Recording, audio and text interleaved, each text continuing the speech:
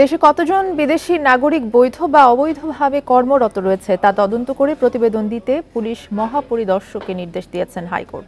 একই সাথে অবৈধ বিদেশিদের বিরুদ্ধে সরকারের ব্যবস্থা নিতে না পারা কেন অবৈধ নয় এই মর্মে রুলও জারি করেছে আদালত।